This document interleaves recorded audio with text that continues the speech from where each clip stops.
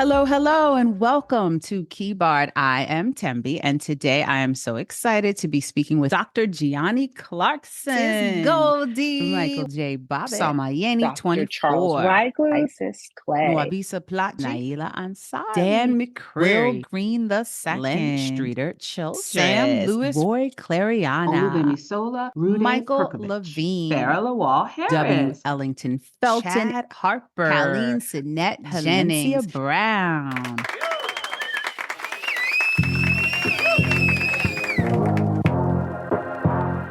Okay, so in season 1, I spoke with an incredible lineup of guests who brought so much inspiration, wisdom, humor, and insights to the pod. And the response has been phenomenal. So thank you, KeyBards. Please continue to like and subscribe to the pod on whichever platform you're listening from. I appreciate you so much. Hey, the world is chaotic right now, but I can tell you this. If anybody can change things for the better, I'm putting my money on the artists, the educators, the tech innovators, the people who can move mountains. Toni Morrison said, "This is precisely the time when artists go to work." James Baldwin said, "It's your responsibility to change society if you think of yourself as an educated person." Bell Hooks said, "The classroom remains the most radical space of possibility in the academy." And Audre Lorde said, "When I dare to be powerful, to use my strength in the service of my vision, then it becomes less and less important whether I am afraid." Technology in the hands of the few is power. Technology in the hands of the teachers, the creators, the communities, I call that liberation. I'll just leave that there. So before we move on to season 2 of KeyBARD, I thought it might be good to stop and ask the question, what exactly is a KeyBARD? Coming up, I've got a very special guest who will join me to talk about just that. Stay with me. Hey, KeyBards. Today I have a very, very special guest. Her name happens to be... I'm Nadia Duncan. Yay! Oh my gosh. You may notice we share the same last name. That is not a coincidence. This is my daughter, my very, very favorite person in the whole wide world. Hi, Nadia. Do I call you mom in this setting? Yes, you would call me mom in any setting.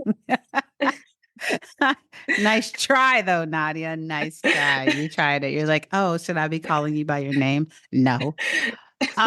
So So I brought Nadia on, you guys, because I wanted to talk today about what in the world is a KeyBARD, because I don't even really know. And she's a very, very smart, thoughtful, reflective, perceptive person. So I brought her on board to help me kind of flesh out what a KeyBARD is so that I know how to talk about it.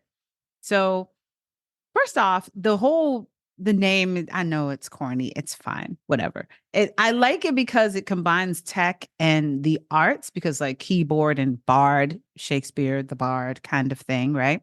So, but the other piece of it, the education piece, is not there, but it's okay. I tend to be kind of literal, right? I was trying to figure out how can I come up with a name that includes the 3 things that I want to focus on: education, the arts, and technology. And KeyBARD is what I came up with.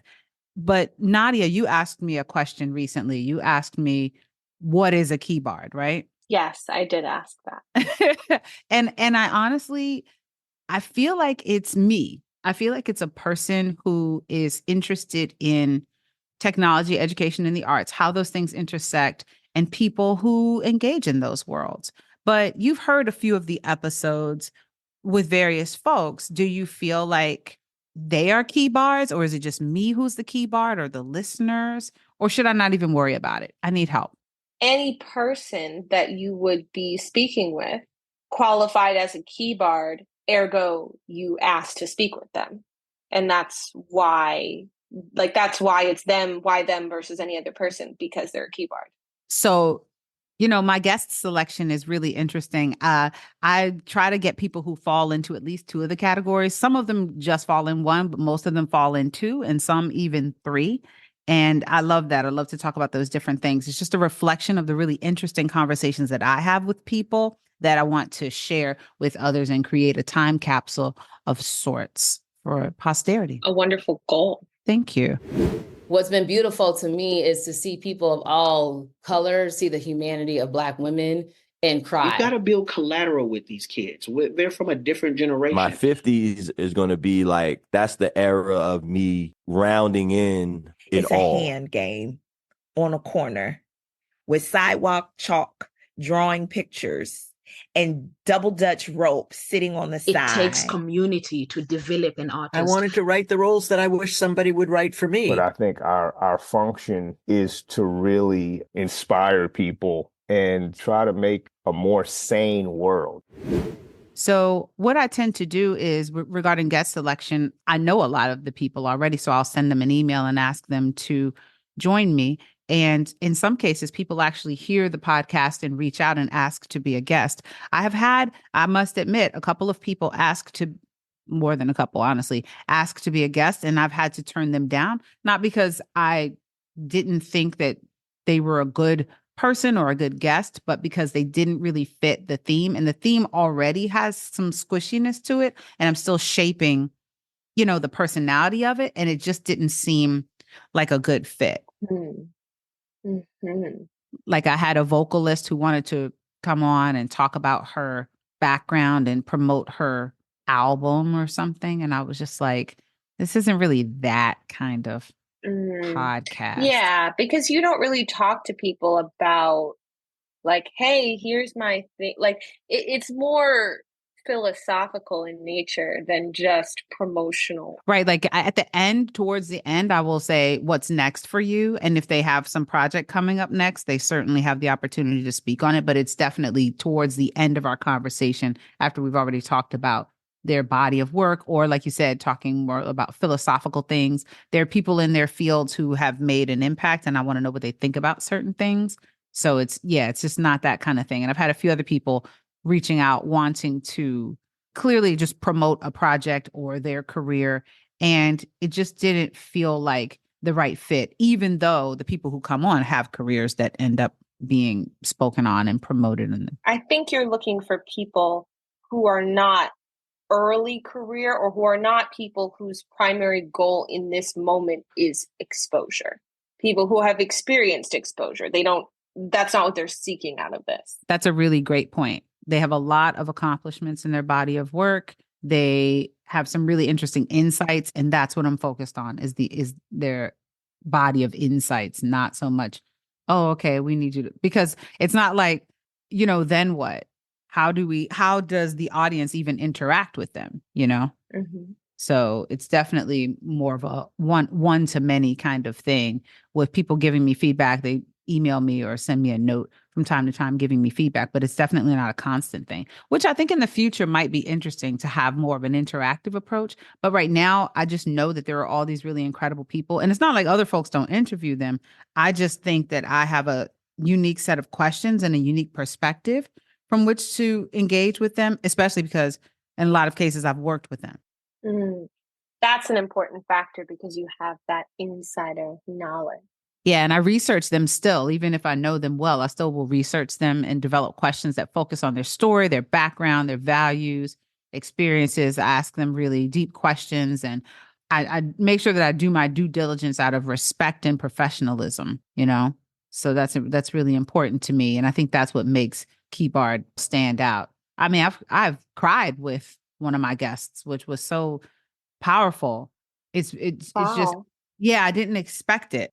We start to uncover a lot of really interesting things, and I love to look back over people's careers with them and look forward, you know, but you're right. I'm not talking to people who are early in their journey and looking for initial exposure. I'm talking to people who have a number of accomplishments and may or may not be actively working in their fields, but have a lot to discuss and offer, which I think that's a piece that I'm going to think about in terms of moving forward with branding and pushing that out as a really important part of it. And so I also believe that one of the challenges with racial equity is that when all these other oppressions come in the room, racism gets pushed to the bottom of the list because it's the hardest thing to fix. Elevate it to the top. Deal with it first. This was about racism and white supremacy. It was about the hatred of Black people. Missed a crucial and vital opportunity to fix what was already broken. we missed it. Yet our educational systems have not undergone a corresponding paradigm change, creating an evolutionary imbalance that is increasingly damaging to both our educational systems and the larger society. Data set includes bias and, bias in, bias out. We can train those models to exclude things or to be smarter, but I think that takes time. It also takes a diverse set of tech workers. Are teachers going to be standing up and lecturing and giving the same quiz to everybody and forcing them to memorize facts? I hope there's just always some way you can figure out to both honor your story and then to share it. We're born as coal. We all have the potential to be diamonds. So, when you're looking at season 2 guests, are we going bigger? Are we expanding what types of guests we might invite or what we might see from the podcast? I'm thinking of inviting people.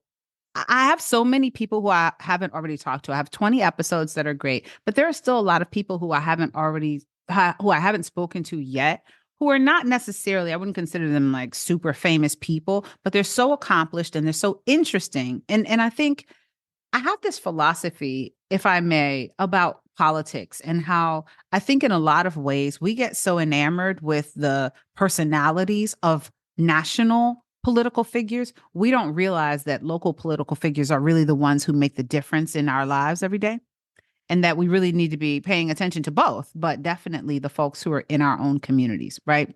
And I feel the same way about artists and people in technology and educators. I think these are people who are in our communities every day doing the most incredible work, but they're not quote unquote famous for it. And everybody's not always posting about them or talking about them, but it doesn't take away from their value. And I guess I see myself that way. And I guess that's why I want to talk to those people. So to answer your question, no, I don't think I'm going to go quote unquote bigger necessarily, but I do see myself speaking to people who may have a higher profile. But I was thinking about, okay, if I'm talking to people with a higher profile, that doesn't mean that all of a sudden I'm going to stick at that profile and above. I'm still going to talk to all of the people that I know are really interesting and who I want to share a conversation with. But I do think that in this next season, I'm going to drop in a few folks with a higher profile. Okay. That's exciting. Yeah, I want to mix it in. And how do you think that will bring maybe a broader audience, do you think?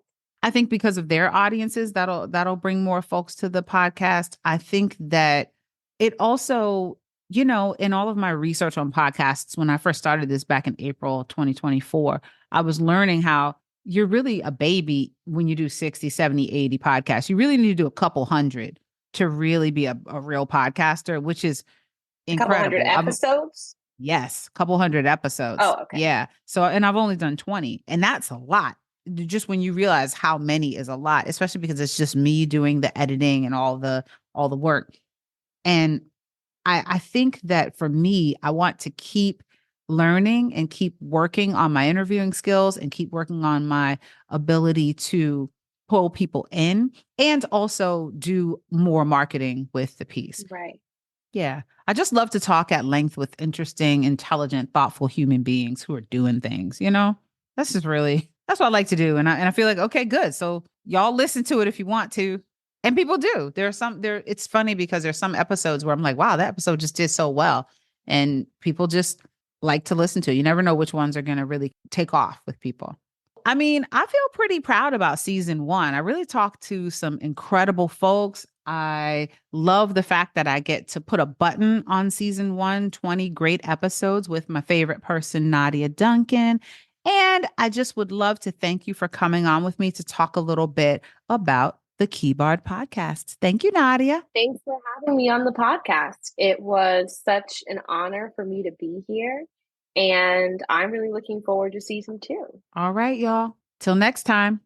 KeyBARD is produced, directed, and hosted by Tembi Duncan. Theme music produced by Psycho Sid. If you enjoyed the show, please subscribe, follow, leave a review, or give us a 5-star rating. Your support helps the show reach more listeners, and it means the world to me. Thank you for listening.